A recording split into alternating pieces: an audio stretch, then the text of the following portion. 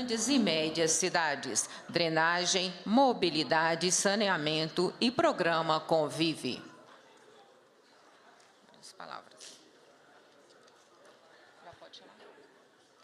Passa-se a palavra para a prefeita da cidade de Lauro de Freitas, Moema Gramacho.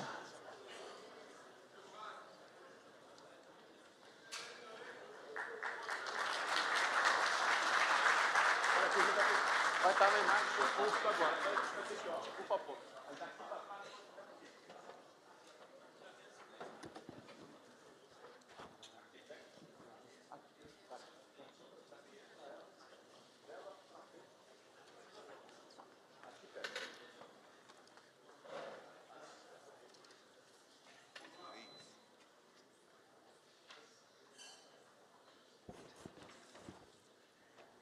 Bom dia a todas e a todos.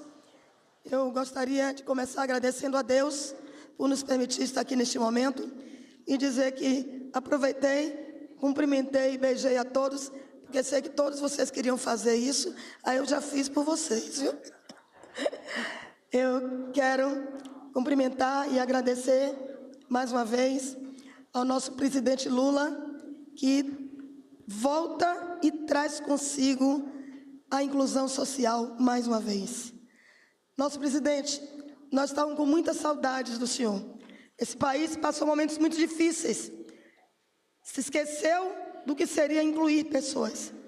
E o senhor volta e traz consigo, com o PAC, uma série de ações, de realizações tão importantes para a vida de todas as famílias brasileiras. Quero aqui falar da importância destas parcerias, governo federal, governo do estado e governo municipal.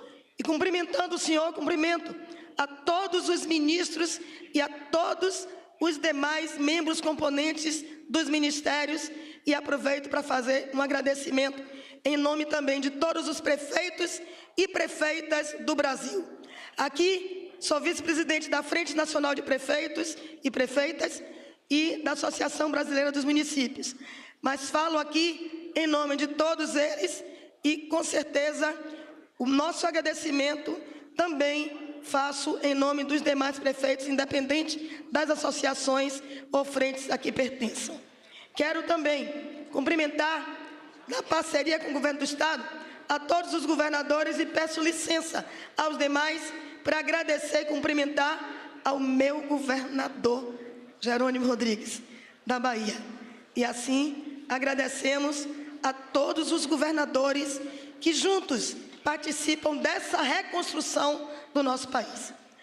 Quero cumprimentar os prefeitos e prefeitas aqui presentes e dizer que nós, efetivamente, estamos aqui hoje com mais um agradecimento, que é mais um anúncio que está sendo feito de tantos outros que já foram feitos antes e que tivemos a oportunidade de estar aqui, neste mesmo lugar, para receber tantas outras realizações, execuções que serão feitas a nível nacional. Portanto, está aqui hoje, mais uma vez, peço desculpas se não posso nominar a todos, mas todos os ministros, todos os deputados federais e estaduais que estão aqui presentes também, secretários de Estado, secretários municipais, eu gostaria de dizer, aqui neste momento, o PAC Mobilidade e o Convive e tantos outros benefícios que serão implantados em nossos municípios, traz efetivamente de volta a inclusão através esse centro de convivência, esse centro de inclusão mostra o quanto o Brasil precisava ter Lula de volta para com ele trazer mais uma vez o povo entrando no Palácio do Planalto. Subiu a rampa junto com ele e hoje governa também junto com ele, com a sua participação social.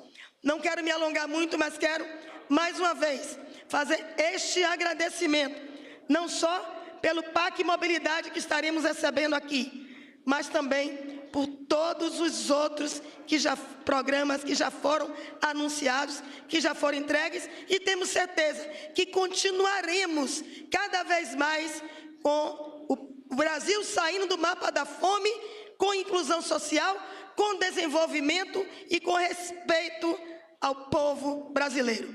Viva o Brasil que voltou! Viva Luiz Inácio Lula da Silva, nosso presidente!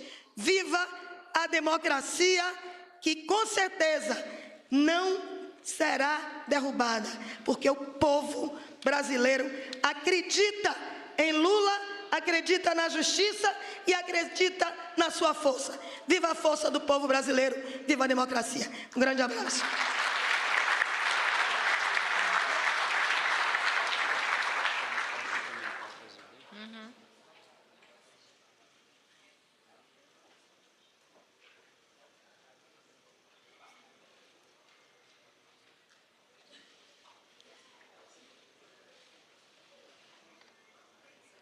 Faz uso da palavra a governadora do Estado de Pernambuco, Raquel Lira.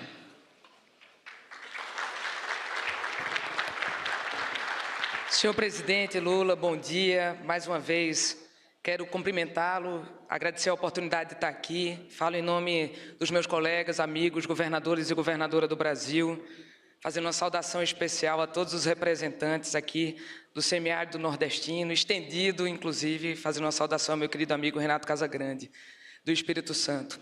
Quero, senhor presidente, fazer aqui um agradecimento especial aos seus ministros, ao seu time do governo, em nome do ministro Rui Costa, do ministro Jader, do presidente da Caixa Econômica Federal, que não tem medido esforços para fazer com que a gente possa garantir obras e ações que transformam verdadeiramente a vida de nossos estados e de nossas cidades. Os investimentos anunciados hoje, que a gente teve ainda o conhecimento parcial, mas eu tive alguns spoilers dados e queria fazer 2 destaques aqui, meu querido Maurício. Você não me entregou os números e o ministro Rui Costa disse que você ia me dizer, mas vocês esconderam até agora. Mas eu ouvi falar que a gente finalmente aqui vai concluir na região metropolitana do Recife os corredores norte, sul e leste-oeste. A região metropolitana do Recife tem como um dos seus principais desafios, onde tem 43% da população pernambucana, a questão da mobilidade. A gente precisa agir em 2 frentes, a questão da mobilidade através do transporte de ônibus sobre rodas e a mobilidade através do metrô. A mobilidade através de rodas, sobre rodas, ela foi prevista em Pernambuco há cerca de 15 anos, corredores de BRT, e foram comprados os BRTs, eles estão em operação, mas eles não conseguem ter ganho de escala porque não há os corredores exclusivos para isso.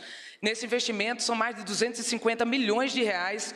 A gente já está fazendo a nossa parte, conseguimos arrochar as contas do governo, buscamos empréstimos, estamos investindo 150 milhões de reais e se soma aos seus, são 400 milhões de reais investidos em mobilidade na região metropolitana do Recife. Tem aqui prefeitos e prefeitas do meu estado, deputados, fazer uma saudação ao meu amigo Gonzaga Patriota, ao prefeito Mano Medeiros, à prefeita Luciele de Bezerros.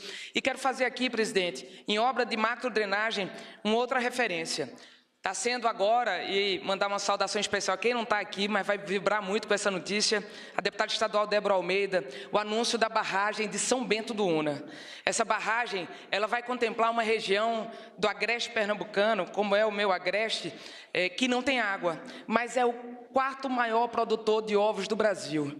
E até agora, presidente, a gente conseguiu ser isso através da força empreendedora da nossa gente. Os guerreiros e guerreiras que se acordam todo dia de manhã bem cedo, que enfrentam o sol e que conseguem empreender mesmo na adversidade. É esse o retrato do Nordeste brasileiro, de quem tem muita força para enfrentar os desafios, ministro Silvio Costa, de quem tem muita força para trabalhar, mas que falta muitas vezes a sensibilidade e a decisão política de governos para poder chegar às suas vidas. Essa é a vida dos invisíveis, daqueles que normalmente não são enxergados pelo poder público, mas que dependem não só da sua força, mas do nosso trabalho para conseguirem ser enxergados e com isso ter mais oportunidade de serem felizes no seu chão, no seu território. Quantas e quantas gerações a gente viu sendo expulsas do nosso território por simplesmente não terem oportunidade de trabalho, não terem oportunidade de renda. Eu falo de Débora Almeida porque Débora morou na zona rural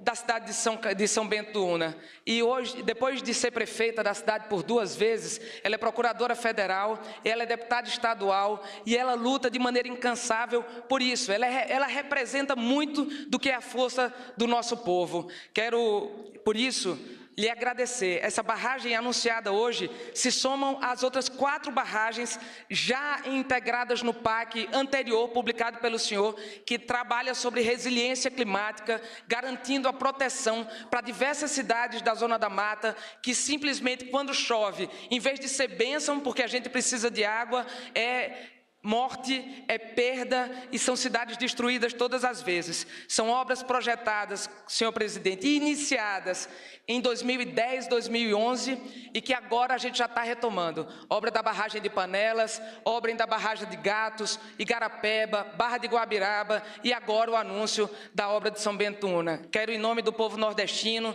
em nome do povo de Pernambuco, agradecer ao presidente, ao seu governo, pelo trabalho que tem feito para garantir recursos para obras que vão ser inauguradas até o final de 2026. Obrigado a todos, vamos em frente que o trabalho está só começando.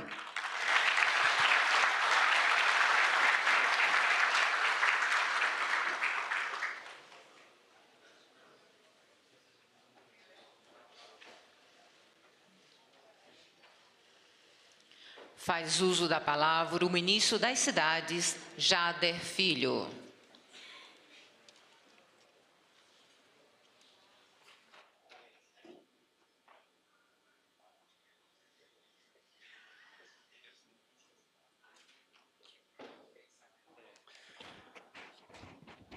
Bom dia a todos e a todas.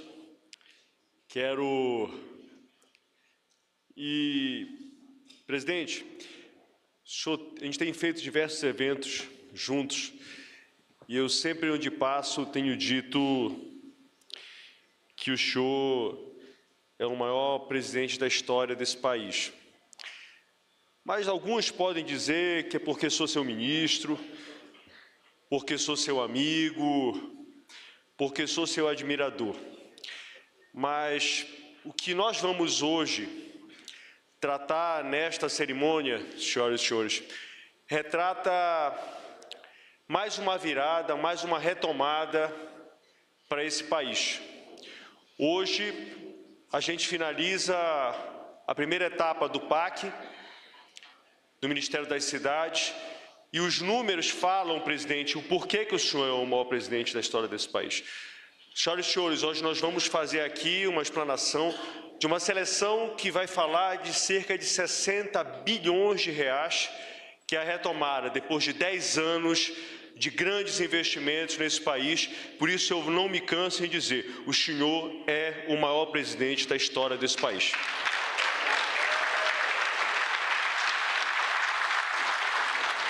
Quero saudar o vice-presidente Alckmin, esse braço seguro que tem ajudado muito o presidente Lula.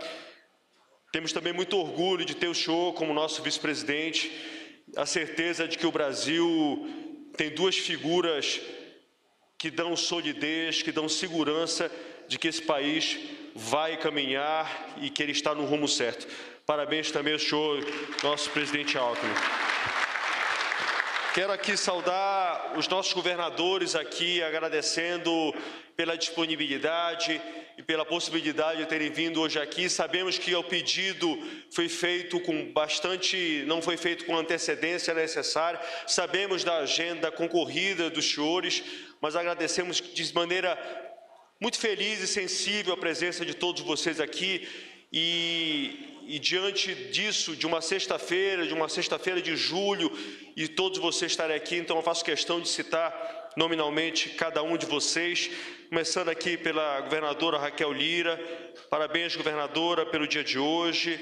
Ao governador Jerônimo Rodrigues, ao governador Rafael Fonteles, ao governador João Azevedo, ao governador Eumano de Freitas, ao governador Renato Casagrande, ao governador Wilson Lima, ao governador Fábio Mitidieri, à vice-governadora Hanna, ao vice-governador Edilson Lima, ao vice-governador Felício, vice-governador de São Paulo, ao vice-governador Felipe Camarão, ao vice-governador do Mato Grosso do Sul, José Carlos Barbosa.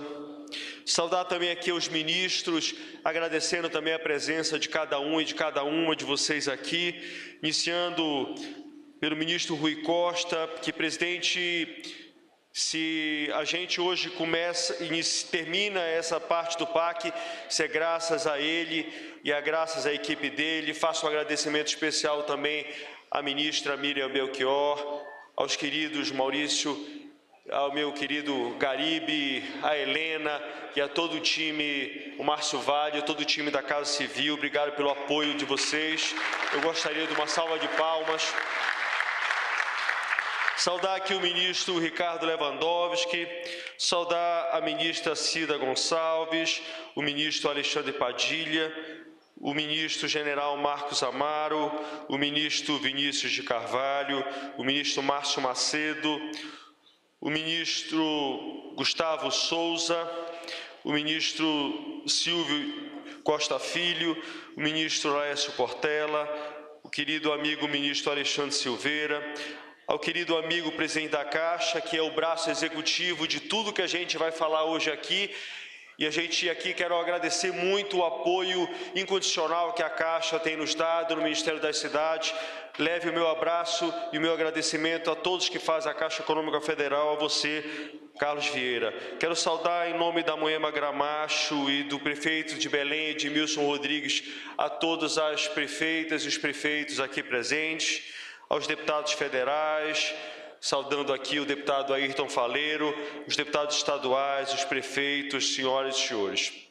Presidente, hoje a gente finaliza a seleção, na verdade, fica só faltando resíduos sólidos, mas que vai ser feito, presidente, no dia, não é por acaso que hoje não está acontecendo, mas no evento que o senhor fará com os catadores, nós faremos também o lançamento do PAC de resíduos sólidos, mas todos os outros investimentos estão sendo hoje anunciados aqui, dos cidades resilientes e sustentáveis.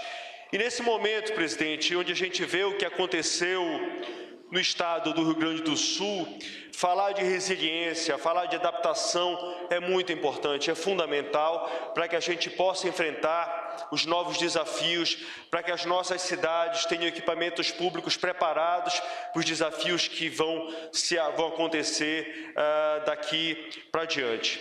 Então, presidente, diante dessas catástrofes climáticas, diante de tudo isso, o recado que o senhor dá hoje é a prioridade de preparar, de deixar as nossas cidades com toda a infraestrutura e adaptação necessárias para enfrentar esses novos momentos.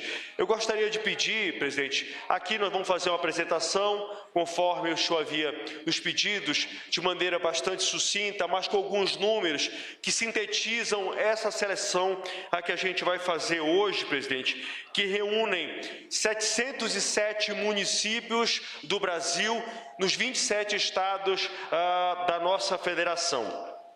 E aqui, governadora Raquel, nós iniciamos aqui apontando que hoje a seleção, fora a seleção que havia sido feita anteriormente, nós faremos uma seleção de 41,2 bilhões de reais.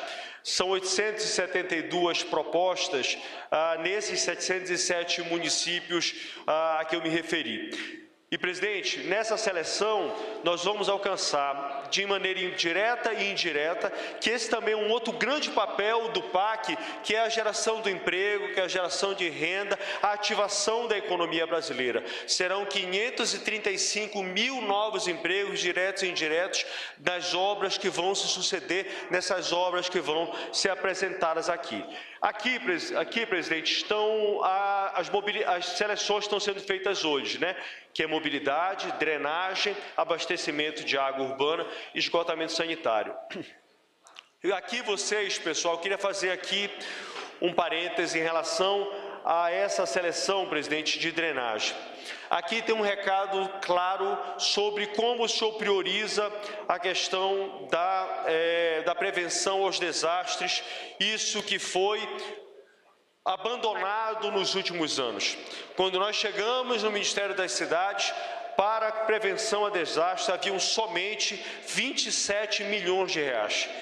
Isso é menos do que uma obra de contenção de encostas que foi feita recentemente, assinada recentemente na cidade do Recife.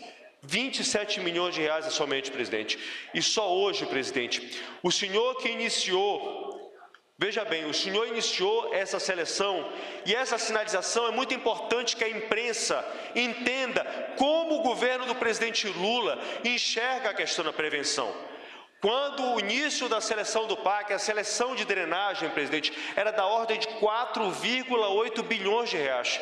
Presidente, a seleção de hoje, o senhor triplicou a meta inicial que o senhor estabeleceu, mostrando a sua responsabilidade, mostrando a atenção que o seu governo tem com a questão da prevenção. Só o presidente Lula, só um governo que tem a responsabilidade em cuidar das pessoas é que faz isso. Nós passamos de 4,8 bilhões para 15,3 bilhões de reais. E só no Rio Grande do Sul, que sofreu todos esses eventos climáticos, o investimento será da ordem de 6,5 bilhões de reais. E ao contrário do que alguns dizem, isso não é conversa, isso é ação. E isso aqui é prestação de contas com o povo brasileiro e é prestação de contas com o povo do Rio Grande do Sul. E na próxima terça-feira nós estaremos juntamente com o ministro Rui detalhando as ações de prevenção e as ações também de moradia que serão feitas para o Estado gaúcho. Então isso, presidente, essa é a resposta que o senhor está dando para o evento climático que devastou o Estado do Rio Grande do Sul.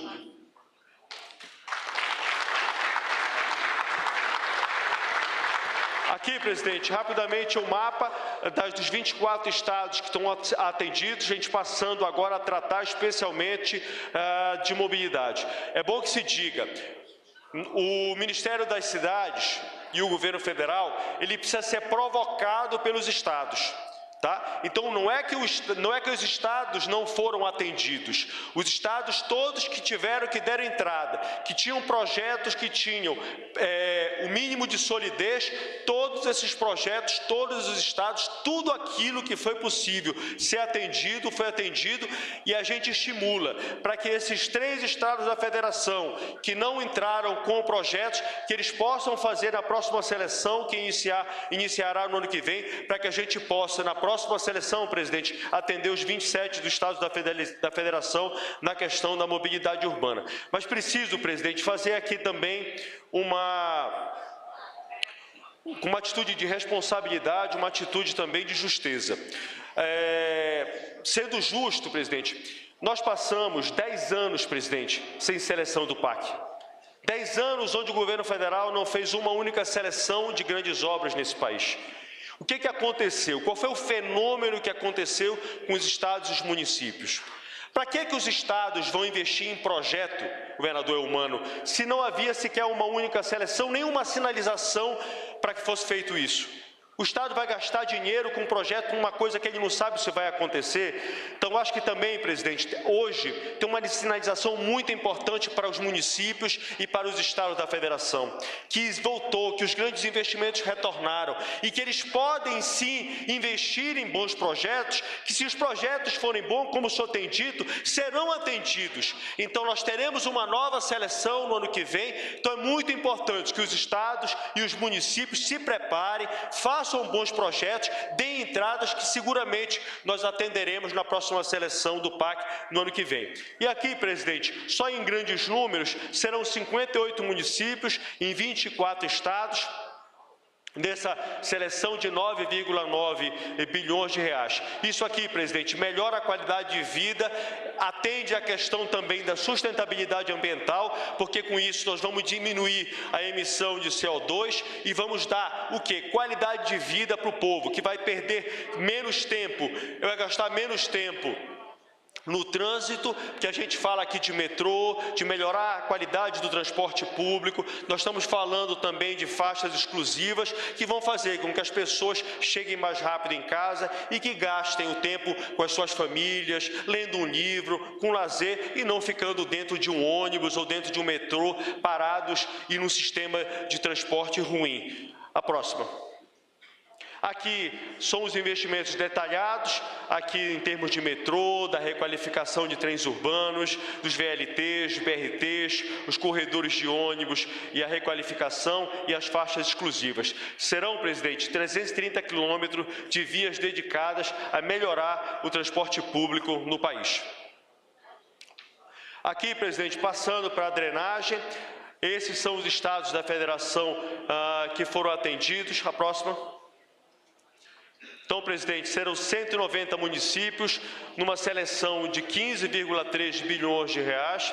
É o maior investimento em drenagem na história desse país. Isso é um marco, mostrando, repito mais uma vez, a sensibilidade e o norte que o presidente está apontando, de que prevenção voltou a ser prioridade nesse país. Serão 4 milhões de pessoas atendidas diretamente, que é muito importante a gente ter consciência disso. Os números não podem ser frios. Tudo isso que está sendo feito hoje, na mobilidade, na drenagem, no abastecimento de água, no esgotamento sanitário, só tem uma única intenção: a gente cuidar de gente, a gente cuidar das pessoas, melhorar a vida das pessoas. É isso que a gente está fazendo hoje aqui. Os números acabam sendo frios, mas por trás desses números tem a sensibilidade da gente estar cuidando de gente, que esse é o objetivo e a determinação que o presidente Lula tem nos dado. A próxima. Aqui em abastecimento de água, serão 24 estados que serão beneficiados na federação.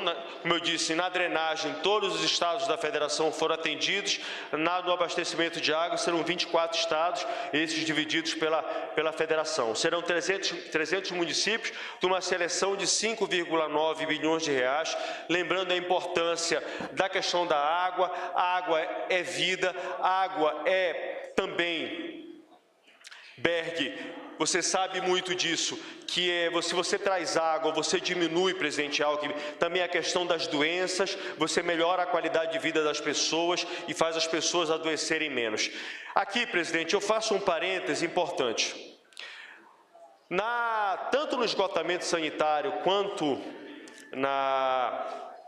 no abastecimento de água, no levantamento que foi feito pelo Ministério das Cidades, para que a gente alcance em 2033 a meta de universalização, presidente, são necessários um investimento de cerca de 100 bilhões de dólares, 550 bilhões de reais, para que a gente alcance até 2033 a universalização. E aí, presidente, hoje, se o senhor somar os investimentos que o senhor está fazendo em abastecimento de água, que o senhor está fazendo em drenagem, o senhor chega em cerca de 16 bilhões de reais o senhor está fazendo como investimento. O marco regulatório da água e do esgoto, presidente, ele foi muito importante. Mas mais importante do que isso, presidente, é que agora a gente conjuga as forças. Esse é o ponto fundamental. Ninguém sozinho vai chegar em 2033 com o abastecimento de água e esgoto com a universalização. Se não unir os esforços do setor público com o setor privado, não se alcançará isso. Por quê? Porque tem certos investimentos que podem ser feitos pela iniciativa privada, mas outros investimentos que só o setor público pode fazer. O governador Jerônimo, o senhor sabe que tem algumas adutoras que são investimentos que a iniciativa privada não vai fazer. E aí é o papel do governo entrar, de fazer, para poder chegar água num pequeno povoado, que é obrigação nossa, é obrigação do Estado. Então, se a gente não conjugar esses esforços, nós não alcançaremos isso. E hoje o governo federal dá um passo importante na sinalização de que ele vai fazer a sua parte para que a gente alcance a universalização em 2033. Somado aos esforços dos estados, somado somada aos esforços dos municípios e somada aos esforços da iniciativa privada, é só assim que a gente vai alcançar em 2033 a universalização de água e a universalização de esgoto. Próximo. Aqui, presidente, são 25 estados no esgotamento sanitário. E aqui, presidente, como eu tinha lhe dito, serão 10 bilhões em esgotamento sanitário, em 287 municípios. E aqui, presidente, faço um parêntese em especial numa coisa que me sensibiliza bastante. O senhor está fazendo chegar esgotamento sanitário, presidente, em municípios e água, em municípios que nunca tiveram abastecimento de água, em municípios que nunca tiveram tratamento de esgoto. E aí, presidente, eu faço aqui um parêntese sobre o Marajó. Me recordo bem, recentemente o senhor esteve fazendo comigo um questionamento sobre o Marajó, sensibilizado e falando comigo das ações que o seu governo tem feito em relação ao Marajó. Hoje, presidente,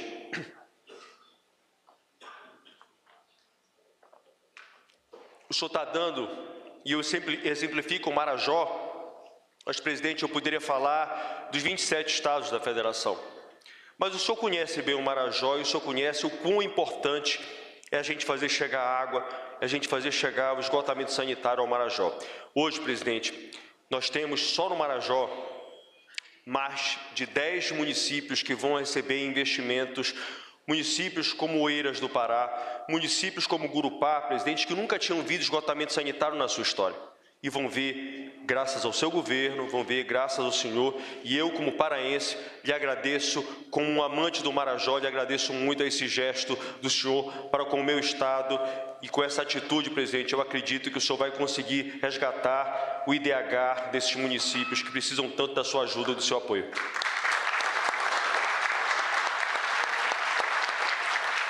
Presidente, e aqui faço em grandes números, aquilo que eu estava lhe dizendo. Nós fizemos, no total, hoje, 1.548 propostas, que somam cerca de 60 bilhões de reais. Presidente, com a seleção finalizando hoje, são 773 mil novos empregos que serão gerados de maneira direta e indireta ao longo dessas obras, nos estados e nos municípios. Isso tem uma outra sinalização, que é a sinalização da economia. Lá em maio, presidente, foram 18,3 bilhões de reais. Agora, presidente, são mais 41,2 bilhões de reais que o senhor está fazendo investimentos, de financiamentos e de dinheiro do Orçamento Geral da União. Isso aí, presidente, mostra que o Brasil retornou, que o Brasil voltou e que o Brasil, presidente, não vai mais ficar de costas para os grandes investimentos nesse país. Agora, presidente, eu faço um último destaque para o Rio Grande do Sul, como eu já tinha feito anteriormente, serão 6,5 bilhões em propostas. Presidente, sobre a questão da prevenção para o Rio Grande do Sul, tudo aquilo, é bom que a imprensa escute isso, tudo que foi, 100%, daquilo que foi apresentado pelos estados e pelos municípios do Rio Grande do Sul, na área de prevenção, 100% foi atendido na seleção do PAC. 100% foi atendido na seleção do PAC. Mas, presidente, como o senhor havia determinado a mim e ao ministro Rui, nós não ficamos só naquilo que foi apresentado na seleção do PAC. Presidente, só na drenagem daquilo que não estava no PAC, daquilo que não havia sido apresentado, daquilo que não havia sido apresentado, nem pelo governo do estado, nem pelos municípios gaúchos. O senhor botou nessa seleção mais 5 bilhões de reais de projetos que chegaram fora do PAC, que nós, em diálogo com os prefeitos, que em diálogos com o governo do estado, nós ampliamos fora do PAC mais 5 bilhões de reais. Nós não tínhamos recebido essas propostas no PAC. Isso não foi pedido no PAC em novembro do ano passado. mas o Senhor determinou que tudo aquilo que fosse necessário ser feito no Rio Grande do Sul tinha de ser feito. Seja na habitação, onde semana passada nós fizemos a primeira seleção de 11.500 novas unidades para o Rio Grande do Sul. Hoje, presidente, só dá mais uma demonstração de como é que gente séria trata problemas como que aconteceram no Rio Grande do Sul, onde só faz uma seleção de 6,5 bilhões de reais. E a partir de agora, é bom que se diga, a partir de agora, o dinheiro estará disponível, o recurso estará disponível.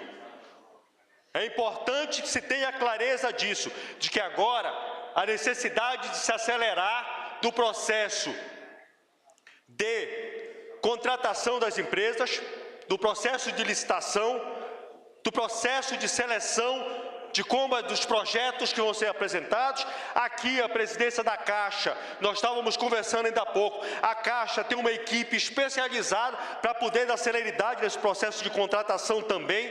Então o governo federal estará aberto aos municípios e ao Estado gaúcho, no sentido de que a gente possa agilizar para que essas obras, muitas delas, presidente, que são obras que estão sendo retomadas do PAC de 2012, presidente, de 2012, que até hoje não conseguiram sequer finalizar os projetos. Não é obra, não. Nem projeto foi finalizado em iniciativas que foram selecionadas em 2012. Então a gente espera que os erros que aconteceram lá atrás não se repitam agora e que a gente faça com que esses 6,5 bilhões de reais, mais a seleção de drenagem que foi feita em maio, que isso saia do papel e que o povo gaúcho de fato tenha as obras que serão necessárias para fazer com que problemas que aconteceram agora não se repitam muito mais na história do Rio Grande do Sul. Por último, presidente, e não menos importante, eu quero fazer um agradecimento especial ao meu time. Eu quero agradecer ao time da mobilidade, em nome do Denis Andia, de toda a tua equipe, Denis. Quero agradecer ao Leonardo Pisciani, em nome dele eu quero agradecer a todo o time do saneamento do Ministério das Cidades. E em nome, presidente, do meu gabinete, eu quero agradecer ao André Sobreiro e quero agradecer ao Helder Melilo. Eu não vou aqui citar tantos nomes para não me alongar aqui, mas, presidente, eu tenho muito orgulho da equipe que eu tenho. Muito obrigado a todos vocês, presidente. Obrigado pela oportunidade de estar podendo lhe ajudar a transformar esse país. Muito obrigado.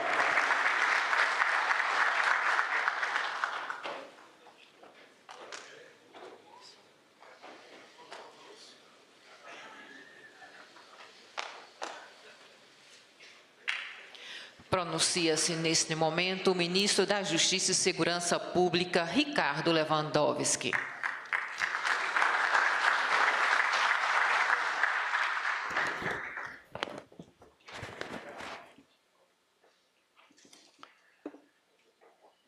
Bom dia a todas e a todos.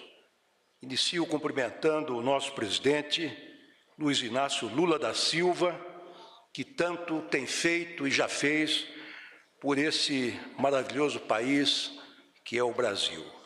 Cumprimento essa grande liderança do meu Estado, o vice-presidente da República e ministro da Indústria e Comércio, Geraldo Alckmin, a quem presto a minha mais profunda admiração.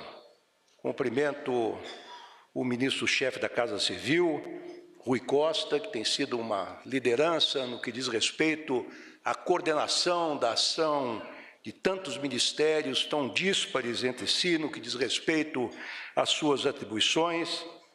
Cumprimento o ministro Jader Filho, das Cidades, que acabou de nos brindar com entusiástico discurso, profícua fala. Cumprimento o nosso parceiro nesses projetos, o Carlos Vieira, que é presidente da Caixa Econômica.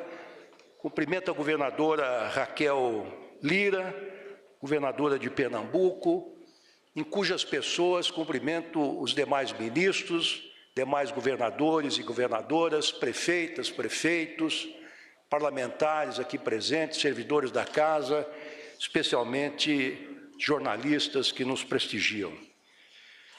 Quando assumi o Ministério da Justiça e da Segurança Pública, quando fui convidado por Sua Excelência o presidente Lula, recebi a orientação de dar um combate sem tréguas, sem quartel, à criminalidade, sobretudo ao crime organizado, às facções, às milícias, ao tráfico de drogas, de pessoas, ao garimpo ilegal, desmatamento ilegal, enfim, aos delitos que assolam não apenas o nosso país, mas é preciso que se diga o mundo todo.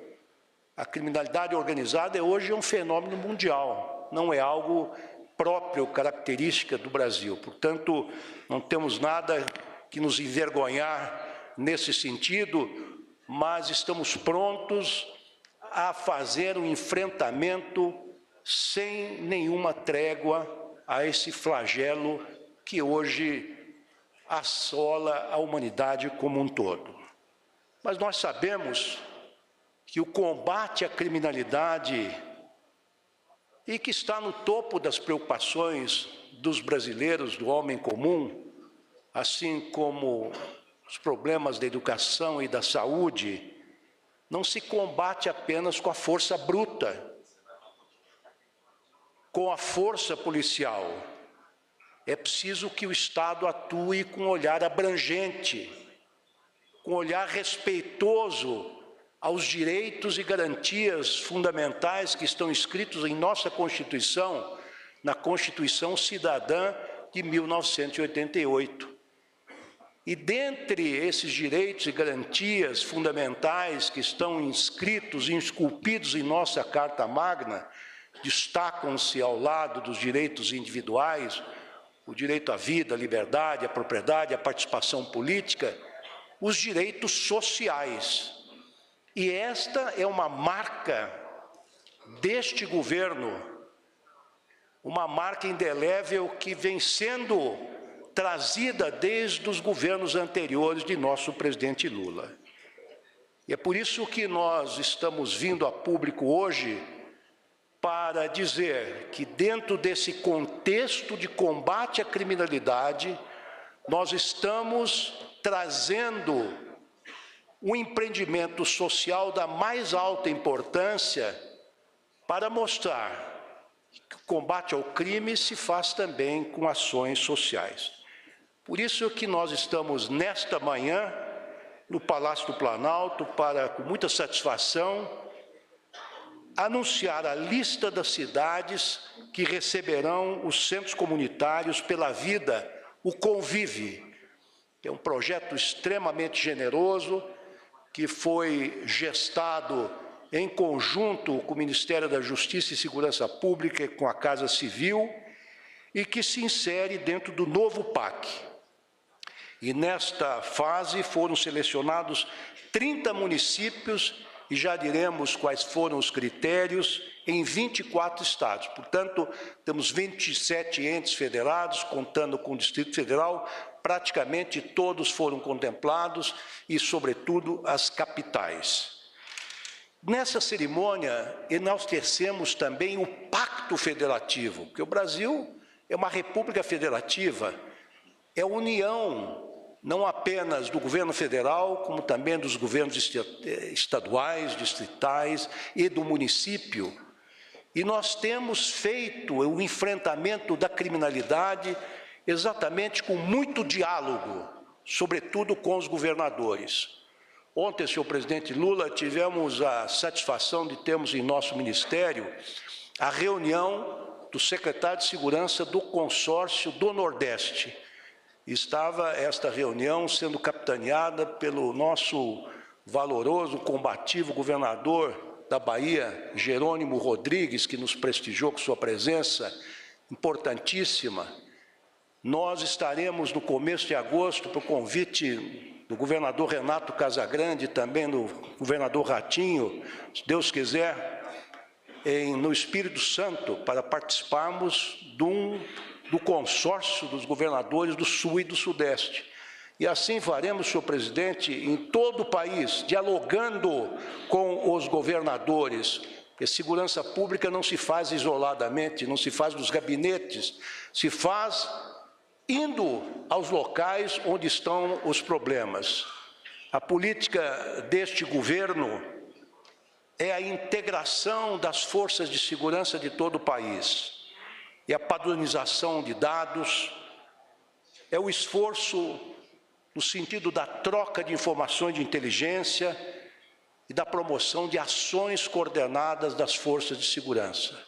Estamos buscando, através, vamos dizer, o que é real dentro, enfim, da contenção de gastos que vivemos no Brasil, mas através do Fundo Nacional de Segurança, estamos buscando reequipar as polícias estaduais e as guardas municipais, estamos facilitando também as transferências de fundo a fundo, sobretudo por meio de medidas de desburocratização e da elaboração de atas com relação às quais os estados e municípios possam aderir para facilitar as respectivas licitações. Portanto, este governo está fazendo segurança pública, senhor presidente, por orientação de Vossa Excelência, dialogando com os governadores e com os prefeitos.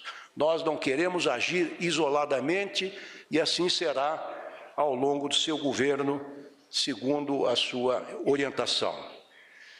Nesta cerimônia, queremos apresentar o convívio, e vou fazê-lo de forma extremamente breve, em respeito ao tempo escasso de todos aqui presentes.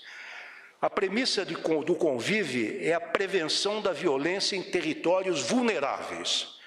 O projeto nasce a partir da convicção do governo federal de que as ações de segurança pública também estão atrelados ao investimento na promoção e difusão de uma cultura de paz, de geração de oportunidades e de inclusão social. Essa é a palavra-chave, a palavra mágica, que é o norte, que é a bússola que guia as ações do nosso governo como um todo. O convívio não é uma novidade. O convívio foi inspirado em experiências nacionais e internacionais de prevenção à violência e de redução da criminalidade no âmbito municipal. Os Centros Comunitários da Paz, Compaz, da Prefeitura do Recife, vejam o nosso pujante estado de Pernambuco na liderança desse processo. Usina da Paz do governo do Pará e os parques e bibliotecas modelo colombiano premiado pela Organização das Nações Unidas para a Educação, Ciência e Cultura, UNESCO, em 2017. Portanto, é um modelo já existente, já funciona, já é eficaz, estamos trazendo para o nosso seio, para dentro do PAC.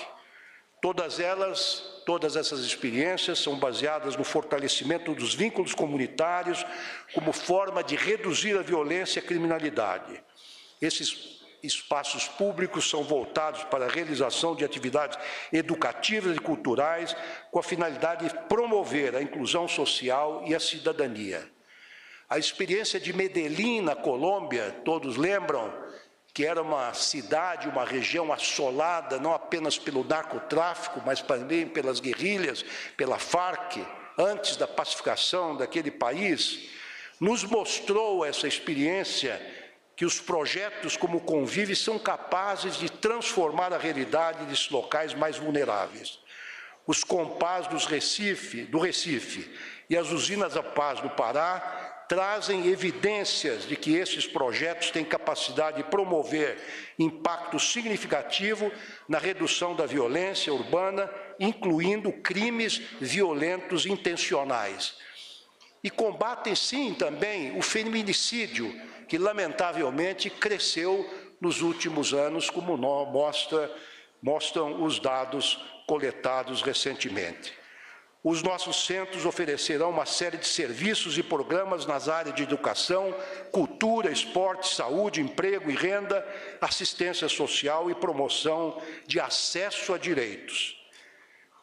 Informo aos gestores municipais aqui presentes que o governo federal se preocupou com a sustentabilidade desses projetos. Todos esses complexos contarão com sistemas de reuso da água e também com placas fotovoltaicas, que reduzirão em muito o custo de manutenção destas unidades. Terminando já, senhor presidente, informo que as 30 cidades, é importante para que todos saibam os critérios que nortearam a seleção destes municípios. Essas 30 cidades selecionadas na primeira fase estão na lista dos 163 municípios prioritários do PRONASSE 2. PRONASSE é o Programa Nacional de Segurança Pública com Cidadania. Mais uma vez, essa preocupação de fazer a junção da repressão, infelizmente necessária, com a promoção da cidadania. E são justamente os municípios que apresentaram a maior concentração de homicídios dolosos em números absolutos e a maior taxa de homicídios por 100 mil habitantes no biênio 2021-2022, segundo o SINESP, que é o Sistema Nacional de Informações de Segurança Pública. Durante o período de inscrições, entre outubro e novembro de 2023, 119 propostas foram analisadas. A seleção dos municípios também considerou propostas enviadas pelas capitais, a proporcionalidade regional, atendendo o maior número de estados possíveis, tanto que conseguimos chegar a 24 das 27 unidades federativas. Na primeira fase, o Ministério da Justiça e Segurança Pública vai investir 460 milhões de reais aproximadamente, com recursos do Fundo Nacional de Segurança Pública. E aqui é importante destacar também a parceria com a Caixa Econômica Federal. Aqui agradeço na presença do senhor presidente, tem sido um parceiro excepcional que nos ajuda a tirar do papel este importante projeto. A Caixa Econômica será responsável por fiscalizar a construção dessas unidades. Para terminar, reafirmo que o objetivo do governo não é apenas enfrentar a violência e a criminalidade com ações de inteligência, com ações repressivas, com investimento nas forças de segurança, mas também fortalecer a resiliência das comunidades mais vulneráveis. E, para isso, não há outro caminho que não seja o da prevenção. Muito obrigado.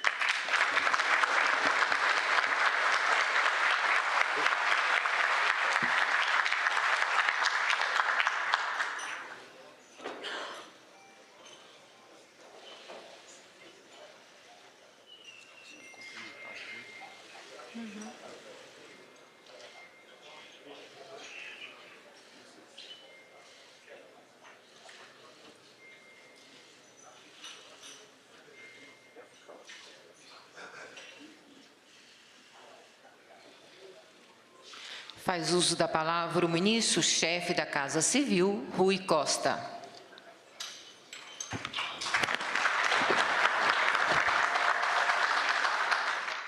Bom dia a todos e todas. Eu quero iniciar agradecendo a Deus a oportunidade que Ele nos dá em estar aqui nessa manhã, saudar o presidente Lula, dizer, presidente, da nossa alegria, satisfação de hoje completar todas as etapas de anúncio e de início do conjunto do PAC. Saudar o vice-presidente da República e ministro do Desenvolvimento da Indústria, Comércio e Serviço. Saudar o ministro da Justiça, Ricardo Lewandowski, e em seu nome quero cumprimentar aqui todos os técnicos e a equipe do Ministério da Justiça por esse trabalho em conjunto que hoje viabiliza o anúncio desse equipamento importante para a inclusão social. Quero saudar esse jovem talentoso que está a cada dia, presidente, impostando mais a voz para seguir. Começou como um técnico, mas cada vez a voz está mais impostada, mais firme, mais eloquente. Tem um futuro longo pela frente. Mas agradecer ao Jader e, em seu nome, toda a equipe do Ministério das Cidades.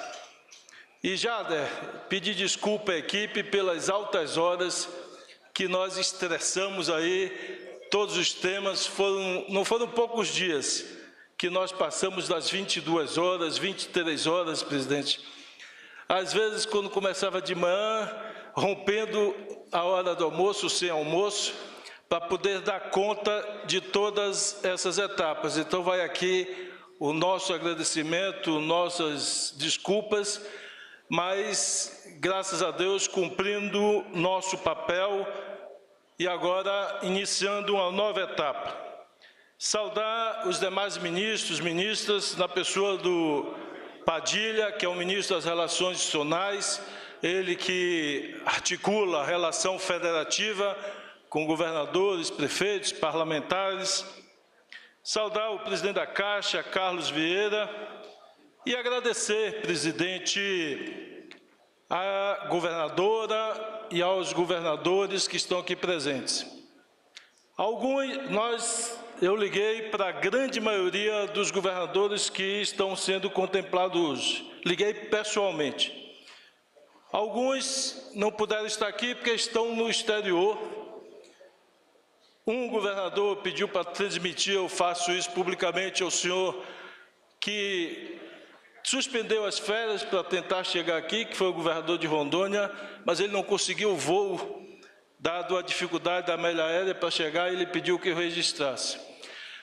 E agradeço nominalmente aos governadores e governadoras, porque acho que esse momento é solene e nós fizemos questão de estados grandes como São Paulo, que tem um volume bastante expressivo aqui contemplado, o estado de Minas Gerais, Santa Catarina, Paraná, todos eles contemplados, como vocês viram, pelos números.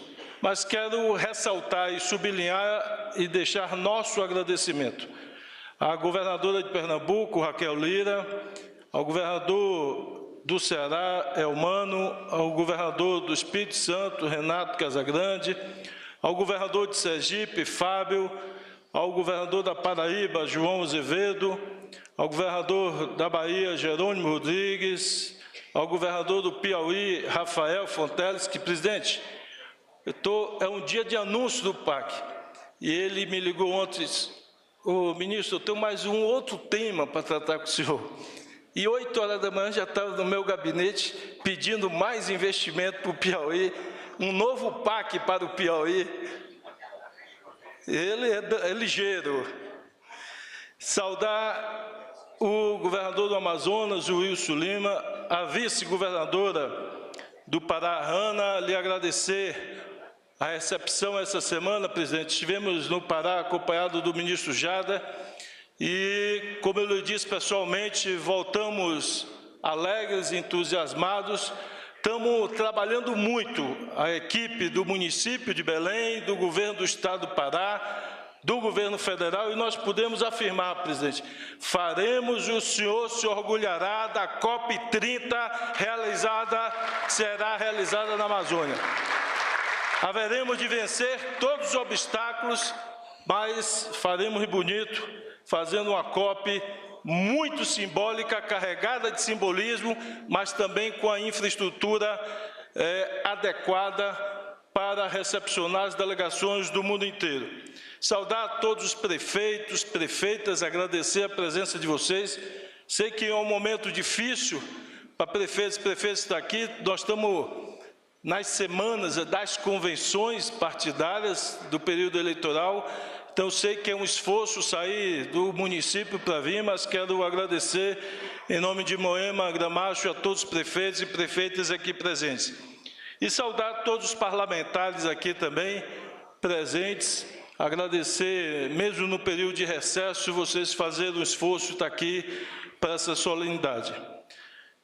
Presidente, eu quero destacar, em primeiro lugar, tem gente que diz, mas isso é obrigação, Isso é o óbvio, mas muitas vezes o óbvio precisa ser repetido para que momentos como o que o Brasil viveu não se repita.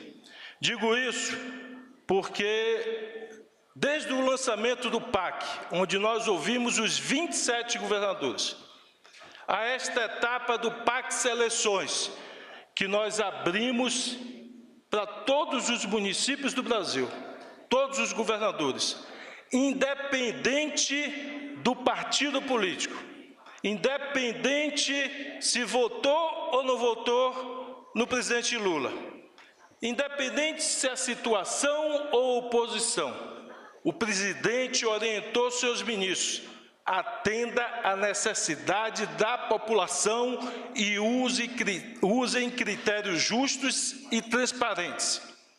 Digo isso, presidente, porque está ali Jerônimo, governador da Bahia, que hoje ainda está recebendo em parcelas aquilo que a presidenta Dilma nos deu à Bahia quando governou esse país.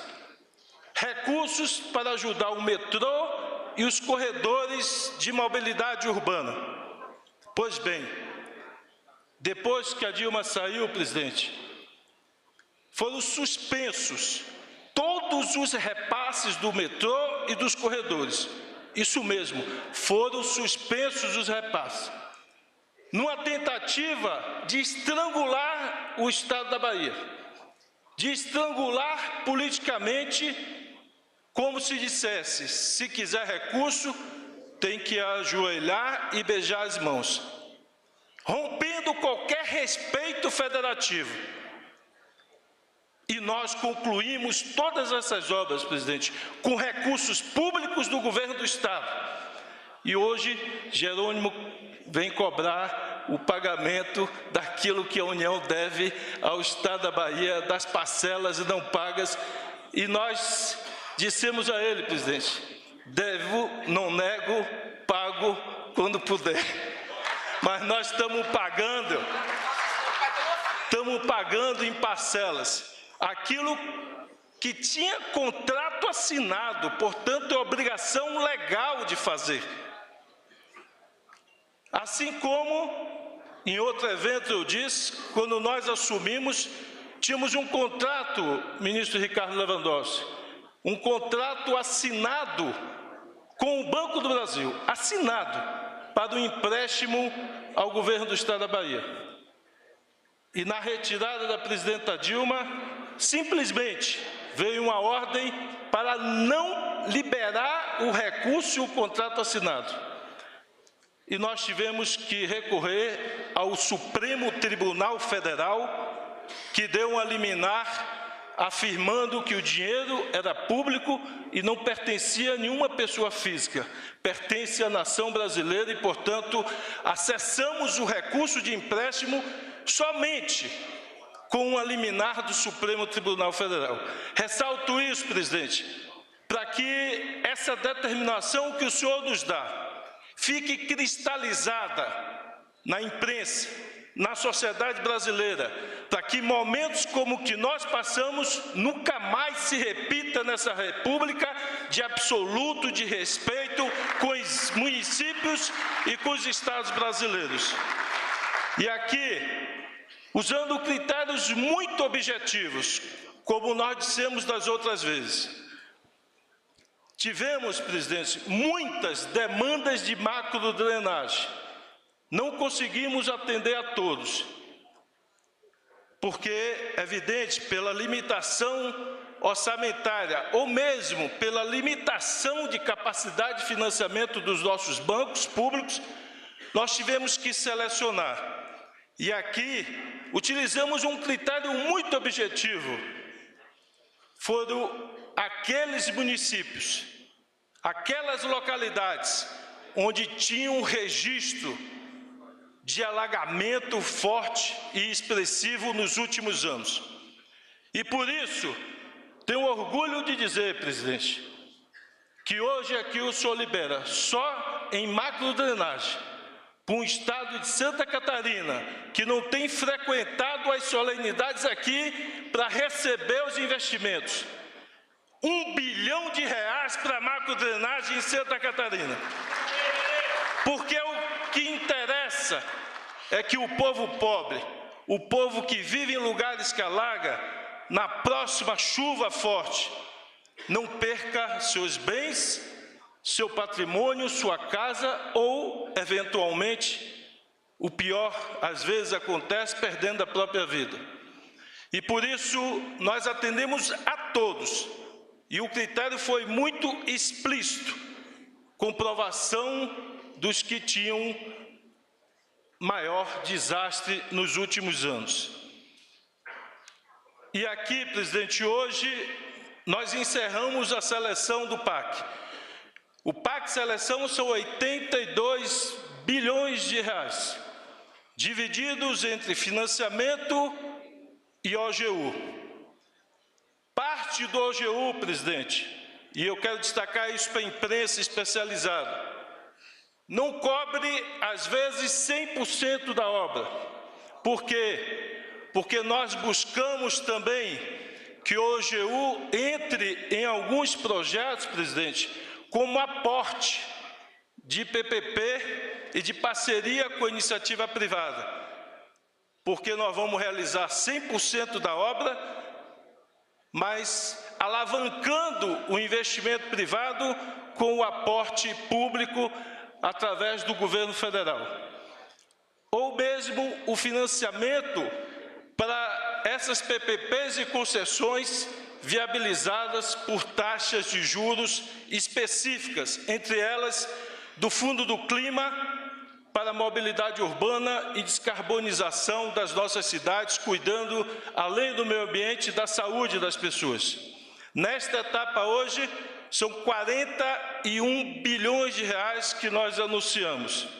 E, portanto, nós retomamos o planejamento de Estado. E é muito importante, quando a gente fala do PAC, as pessoas da rua perguntam: o que o PAC vai mudar na minha vida? O PAC vai evitar que as pessoas fiquem embaixo d'água. O PAC vai tirar as comunidades de conviver com o esgoto a céu aberto. O PAC vai levar água para quem precisa.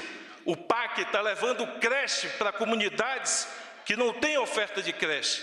O PAC está levando escola em tempo integral para, como disse o ministro Ricardo Lewandowski, junto com esse equipamento, incluir, abraçar e acolher a nossa juventude, encaminhando elas para sonhar com um futuro promissor e afastá-la do mundo da criminalidade. Portanto, o PAC, objetivamente, que muitos, presidente, o senhor é enfático nisso, trata como gastos.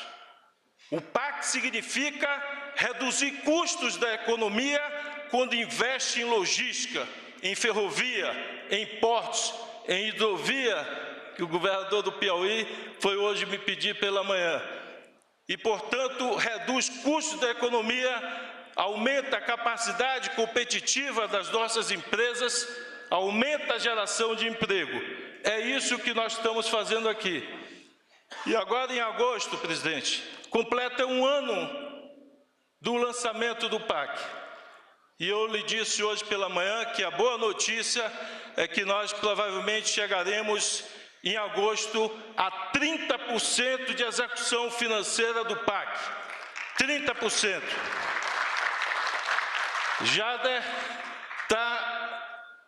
e o presidente da Caixa entusiasmado e com um sorriso na orelha, dado ao crescimento das habitações no Brasil. O senhor deve fechar 23 e 24 passando de 1 milhão de moradias novas contratadas, podendo chegar a 1 milhão e 200 moradias em 2 anos. Uma explosão de demanda, inclusive de financiamento.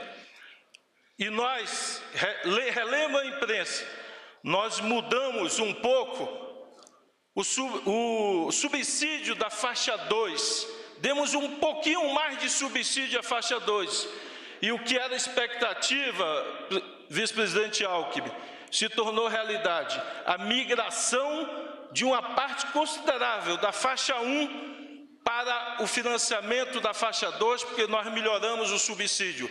E com isso nós estamos conseguindo atender muito mais gente, realizando o sonho da casa própria. E outra área, presidente, tem sido exitosa e puxado, tem sido locomotiva do PAC, são os investimentos em energia, e aqui eu cumprimento o ministro Alexandre Silveira. São investimentos vultosos e que estão a todo vapor sendo materializados e concretizados em nosso país, o que aumenta a segurança energética do nosso país. Mas eu quero, presidente, dizer, como eu lhe disse, nós combinei com o Jader, vamos agendar com o Padilha, com os outros ministros, a partir de agosto de um ano do PAC, e eu quero pedir aos governadores, às governadoras, aos prefeitos, nós vamos iniciar uma caravana do PAC pelos estados, para fazer um balanço e visita das obras em andamento, para apertar os parafusos que precisem ser apertados, para bater palma naquelas obras que estão com andamento positivo, mas, acima de tudo, para informar a população o andamento das obras e a data de inauguração dessas obras. E, por fim, eu quero mais 2 pontos. Primeiro, novamente cumprimentando os parlamentares, dizer e pedir que aqui estão objetivamente organizadas como um planejamento de Estado, não de governo, um conjunto de ações para cuidar das pessoas. Pedir aos parlamentares que podem alocar suas emendas, tanto de bancada, como de comissão, como emendas individuais. Esse equipamento Convive, que me parece um pouco, ele é maior, tem mais equipamentos do que aquela Praça da Juventude que existiu no seu segundo mandato, presidente. E, portanto, ele visa atrair o jovem para atividades culturais e esportivas, evitando os bares e outras atividades que não são as melhores atividades para os jovens. E, portanto, é um equipamento belíssimo para ser aportado, por exemplo, de emenda parlamentar ou outras obras. Aquelas que nós não conseguimos incluir pela escassez de recursos, pode ser incluída por uma emenda parlamentar ou uma emenda de comissão. Fica aí o nosso pedido. E, para encerrar, presidente, eu quero destacar sobre o Rio Grande do Sul.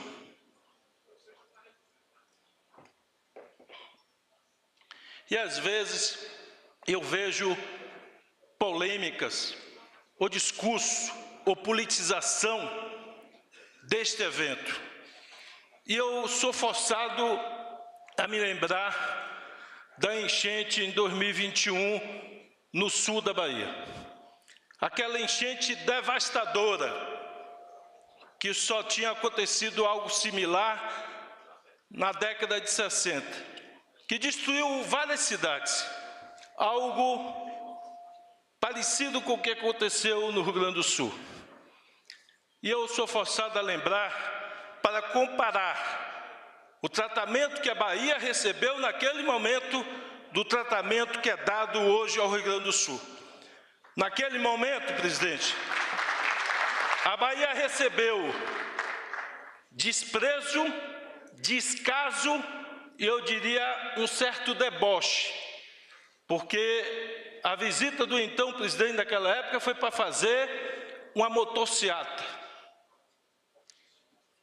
E a gente se pergunta quanto de recurso foi liberado para a reconstrução do estado da Bahia naquela época. Nenhum. Quantas casas naquela época foram anunciadas para reconstruir as casas destruídas na Bahia? Nenhum. Quanto de recurso foi liberado para reparar os danos e para fazer obras de prevenção? Nenhum. Quem construiu as casas que foram destruídas? O governo do estado da Bahia. Eu vi recentemente o governador Jerônimo inaugurando um dos últimos conjuntos habitacionais em Itabuna, que nós fizemos. Com recursos do governo do Estado, as obras de prevenção, aquelas que tinham projeto e nós tínhamos recursos, quem construiu? O governo do Estado. E hoje aqui, presidente, no PAC Prevenção, eu vou dizer ao povo do extremo sul da Bahia, do sul da Bahia, aquelas obras que o governo federal à época não fez, o senhor hoje está fazendo para proteger as cidades do sul e do extremo sul da Bahia. Digo isso porque me entristece muito quando a gente está trabalhando duro, de 8 da manhã a 23 horas ou até meia-noite, ver pessoas priorizando o discurso político, o embate político, ao invés de cuidar das pessoas. E eu quero dizer ao senhor, como disse o ministro Jader aqui, são 6,5 bilhões, 2 bilhões, presidente, para recuperar, para reequipar e para readequar os equipamentos de proteção que existiam e não estavam funcionando, como bombas, diques, que se estivessem funcionando, metade ou parte daquele desastre não teria acontecido. Vi vídeos de pessoas propondo, à época, retirar os diques para cuidar da beleza estética de Porto Alegre, como se isso fosse possível, dadas as condições de infraestrutura. Pois bem, o senhor hoje, e terça-feira nós iremos lá para detalhar isso, numa reunião com os prefeitos, aporta 2 bilhões para refazer todo o sistema de bombas, refazer todo o sistema de dique existente, para que, num próximo evento, as pessoas não sofram o que sofreram. E como bem disse Jader, nós podíamos, ou o senhor podia se limitar àquilo que lhe foi pedido, formalmente. Mas o senhor disse à nossa equipe, não, vejam todas as obras que podem ser feitas. E nós fomos buscar todos os projetos que poderiam existir, mesmo aqueles que ainda estavam em fase ou estão em fase de finalização. E nós estamos acrescentando mais 4,5 bi para contemplar todas as cidades onde tem projeto, e nós vamos licitar na modalidade RDCI, para que os últimos detalhes dos projetos sejam feitos pelas empresas vencedoras. E nós iremos adequar esses projetos aos novos parâmetros do desastre do Rio Grande do Sul. Com isso, eu finalizo, presidente, dizer que sinto um orgulho profundo de estar podendo, ao seu lado, cumprir aquela tarefa que o senhor nos deu. E hoje o senhor se orgulhará, até dezembro de 2026, eu lhe disse no primeiro dia que o senhor nos convidou. Nós lhe entregaremos tudo o que o senhor encomendou para cuidar de gente e cuidar das pessoas. Que Deus nos abençoe. Muito obrigado.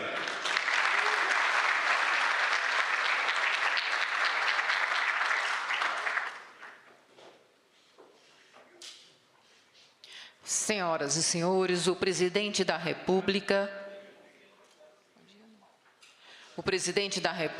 Luiz Inácio Lula da Silva.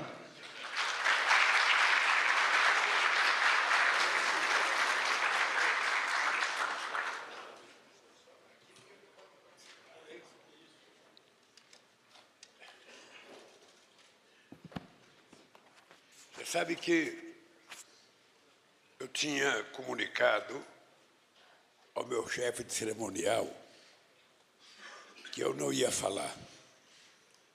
Primeiro, pela eloquência das pessoas que já falaram. O Jader está se preparando para ser locutor das rádios FM do interior. Aquela voz poderosa. O Ricota sabe o seguinte, eu queria que ele falasse da reunião ministerial, tinha números muito importantes para ele contar. E eu falei, Rui, é você que vai apresentar. E fica sempre aquela história, não, é o senhor, não é você que vai apresentar. Aí era um número interessante de crescimento. E o Rio começou a falar. Eu falei, porra, cara, passa entusiasmo. Fala uma coisa, sabe? Ele, ao invés de falar, não, escreveu, o presidente está pedindo para me dar entusiasmo. E não deu entusiasmo. Eu, então, resolvi falar para dizer algumas coisas para vocês. Primeiro, os meus agradecimentos. Não aos ministros meus que estão aqui, porque é obrigação deles de estar aqui quando são convidados, dentro do possível. Mas aos governadores, ao Jerônimo, a Raquel, ao Eumano, ao João Azevedo, ao Renato Casagrande, a Rafael Fonteles, ao Fábio Mitidieri e ao Wilson Lima. Eu sei que não é fácil vocês saírem dos estados para vir aqui toda vez que a gente chama. Mas a gente só chama porque é importante a gente trazer o Brasil de volta à civilidade. A civilidade significa que os entes federados precisam, sabe, construir em parceria. Significa que eles têm que trabalhar junto. Significa que um depende do outro. Significa que juntos a gente pode fazer muito mais do que separado. É apenas por isso que a gente chama as pessoas aqui, porque nós queremos compartilhar.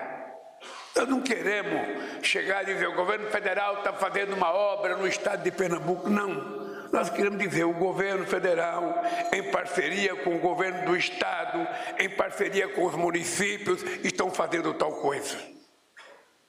Por respeito ao povo e para que o povo também aprenda a respeitar os entes federados.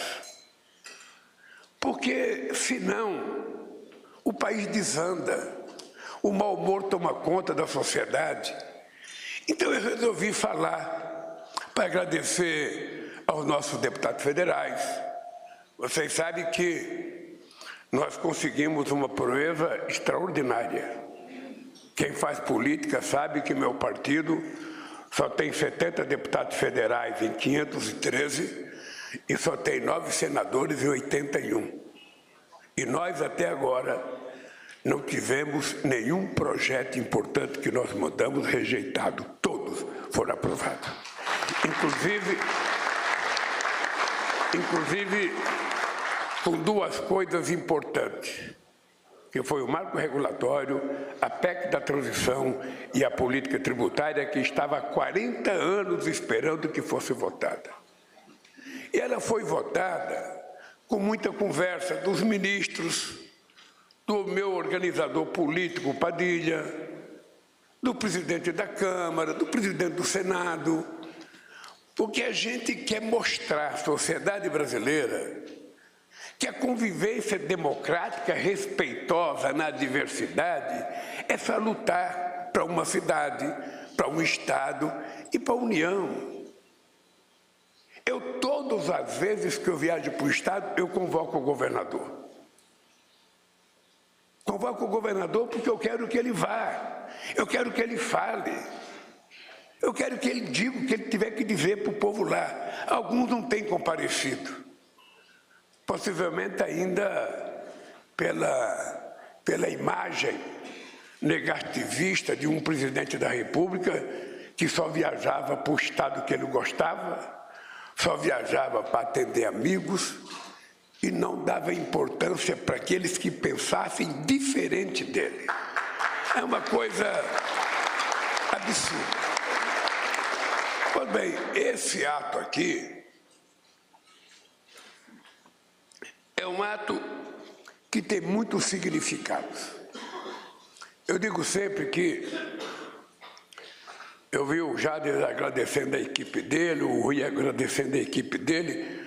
Obviamente que o sucesso de cada ministro está ligado não apenas à inteligência de cada ministro, mas está ligado à competência da equipe que ele conseguiu mandar e à dedicação dessa equipe. Porque se fosse a gente sozinho, as coisas não dariam certo. E para governar o Brasil é necessário isso. Olha, não é porque o governador do Pará é oposição, porque o de São Paulo é oposição, porque o de... Sabe, que eu vou deixar de atender os projetos. Quando a gente fez uma coisa chamada PAC Seleções, é importante que todo mundo compreenda. É uma novidade na política brasileira desde que o Brasil faz política, desde que o Brasil foi descoberto. Nunca, neste país, nunca se chamou ente federado para discutir política pública. Nunca. Era política de amigo para amigo, era política de compadre. Eu atendo o governador porque é meu, eu atendo o prefeito porque é meu, e o povo que se dane. Nós resolvemos mudar a lógica.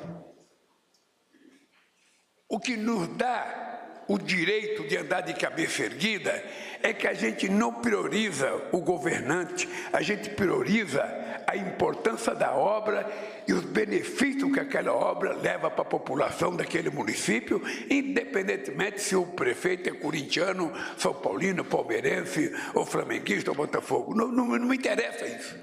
O que me interessa é se a obra é necessária, se o projeto é bem feito e se é uma obra de interesse do povo. Aí quem apresentar projeto vai receber recursos. É esse o critério. E não é um critério fácil, Rafael. Não é um critério fácil, porque eu já assisti polêmica de companheiros prefeitos do PT dizendo, pô, cara, mas eu não estou sendo contemplado no PAC Seleções, o cara que é contra a gente está sendo contemplado. Eu já cansei de ouvir isso. E ao invés de concordar, eu tento explicar para o prefeito por que tem que ser feito assim. Porque o cidadão da cidade do prefeito do PT, ele é igualzinho o cidadão da cidade do cara que não é do PT. Então nós temos que tratar os interesses de cada cidadão. Se quando eu deixar a presidência da República, eu tiver deixado como legado a compreensão de que é possível, de forma civilizada, de forma democrática, uma convivência adversa, seria maravilhoso para esse país. Seria extraordinário que esse país conseguisse fazer com que as coisas fossem compromissadas por todo mundo. O que é triste é que quando você chega, depois de um período de 15 anos afastado da presidência da República, você encontra obras que eu comecei a fazer, e pelo fato de ser eu que comecei a fazer, as obras simplesmente foram paralisadas. O que é triste é que você tem casa que parou de ser construída a partir de 2013, 2014, ou 2016, quando a Dilma deixou a presidenta da República. E aí está cheio de pontes, 6 mil creches, não sei quantas UPAs, não sei quantas UBS, tudo paralisada. Porque foi o governo adversário que começou a fazer. Ora, o que o povo tem a ver com isso? Por que o povo pode ser vítima dessa pequenez política do comportamento de um governante? Então, se eu deixar a presidência e a sociedade tivesse a compreensão de que o critério para eleger um presidente da República é saber se o presidente é civilizado ou não, se ele gosta de diálogo ou não, se ele aceita a diversidade ou não. Porque, senão, vão brigar pela monarquia e indicar o imperador para governar o país. A beleza do processo eleitoral é a possibilidade da alternância de poder. Um dia está um jovem como Jerônimo, todo bonitão, governando a Bahia. Isso é resultado da democracia, porque quando ele começou a disputar, ô João, ele só tinha 3%. O adversário dele tinha 67%. E depois que abriu as urnas, ele ganhou as eleições. E aí valeu para você, Rafael, valeu para o João, valeu para todos os governadores eleitos. Ora, então, o que nós queremos construir para esse país é um outro jeito de fazer política. É um outro jeito de tratar o povo. Nós somos um país em que, historicamente, a elite governando nunca se preocupou com o povo. Esse é um dado histórico. Isso vem do tempo do Império. A elite nunca se preocupou com o povo. Aliás, havia muitos governantes que davam de barato, Jerônimo, que o Brasil seria bom se fosse governado para 35% ou 40% da sociedade. O resto é resto. O resto, o cara é pobre porque o cara é pobre, nasceu para ser pobre, é o destino dele ser pobre. Aí o cara está na rua porque ele é vagabundo, porque ele é preguiçoso, porque ele tem que estar na rua. A empregada doméstica só sabe fazer esse trabalho porque esse trabalho é para gente que não estudou. Se dá isso de barato e não se faz um único esforço para a gente mudar essa realidade e fazer com que as pessoas galguem um degrau na sociedade desse país. Um degrau, 2 degraus. Nós somos de um tempo, Rafael, você que é muito jovem, nós somos de um tempo em que as pessoas que compravam uma casa ou um terreno e no rio, e tinha um rio atrás, aquele rio era o esgoto. As manilhas saíam diretamente para jogar, sabe, os dejetos in natura lá no esgoto. Ou seja, isso ficou para trás, gente. Nós temos cidade bonita como Florianópolis. Veja quanto de esgoto é recolhido e tratado para ser jogado fora. Faça um levantamento. Por quê? Porque cuidar de enchente é um problema do prefeito. Eu não moro na cidade.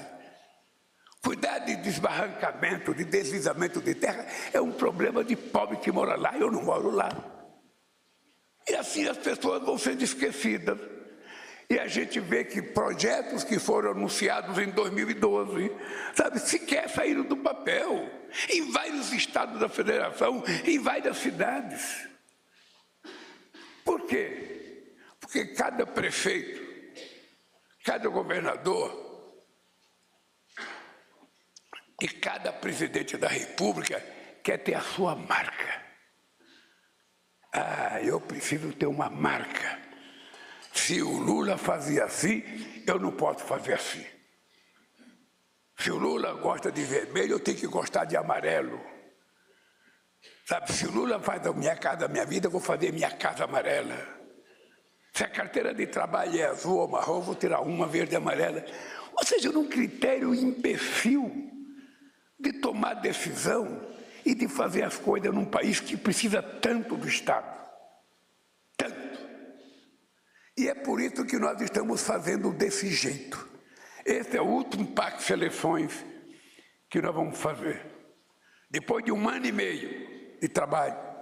E é importante a gente lembrar que essa história começou durante a campanha, eu dizendo que logo que eu tomasse posse, eu ia convidar os 27 governadores de estado, iria perguntar para cada governador qual era a obra mais importante para o seu estado, que ele colocasse isso num projeto que nós iríamos ajudar a fazer.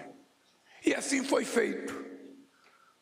Depois com os prefeitos, e assim foi feito. Era muito mais fácil eu escolher as prefeituras dos meus amigos e falar, olha, vai dar logo 300 milhões para aquele prefeito, passa logo 400 para aquele, como sempre foi feito nesse país. Não, nós resolvemos mostrar, é possível fazer diferente. Afinal de contas, vocês têm na presidência da República e na vice as 2 pessoas com mais experiência nesse país.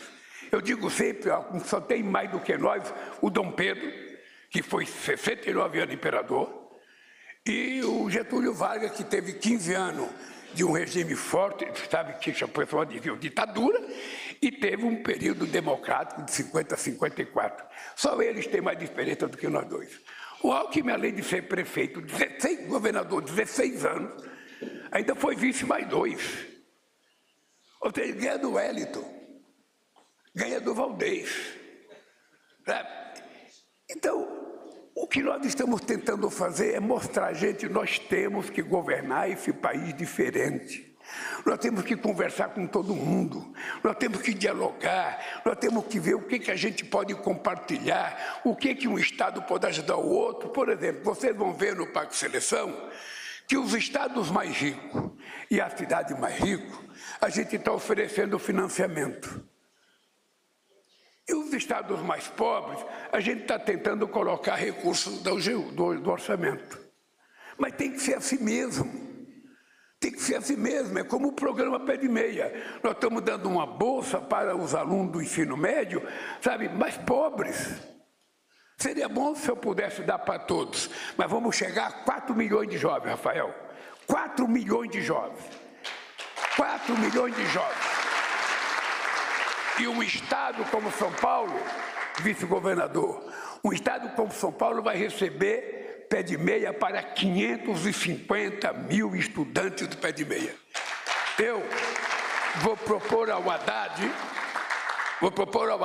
para que na renegociação da dívida dos estados, uma forma dos estados pagar o que deve é fazer o Pé de Meia estadual para complementar os estudantes que não foram contemplados pelo Cadê Único.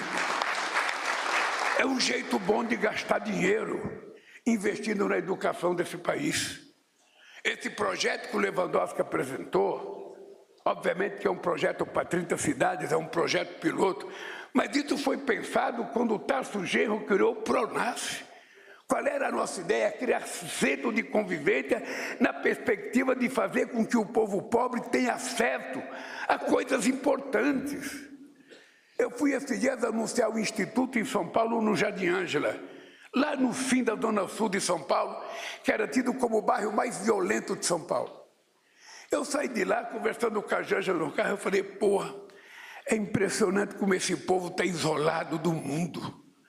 É um lugar que não tem um shopping, é um lugar que não tem um teatro, é um lugar que não tem um cinema. Ou seja, o que essa gente faz? O Carlos me prometeu, e eu vou aproveitar e cobrar publicamente, você me prometeu no ato que você tinha uma obra, um terreno da Caixa Econômica, um salão da Caixa Econômica, um prédio que você ia dar para que aquele povo pudesse ter uma área de lazer, aquele povo puder construir alguma coisa para eles. Então, por favor, quando terminar, suba comigo para me dizer logo que vai assinar. Porque, gente, é essa a nossa função. A nossa função de governante é tentar olhar para aquelas pessoas mais vulneráveis, mais necessitadas. Sabe, a gente tentar cuidar, porque tem gente que não precisa do Estado. Acha que um cara bonitão como o Jerônimo precisa do Estado? Não. O cara é professor, o cara tem um salário, sabe? Esse aqui, não precisa do Estado. O Estado atrapalha porque cobra imposto de renda dele, mas ele cobra mais barato ainda, porque ele paga menos do que o coitado que ganha R$ 2.500, R$ 2.600. Então, um país em que as pessoas foram predestinadas a ser pobres. A pobreza não é um fenômeno da natureza. A pobreza é resultado da incompetência política das pessoas que dirigem esse país.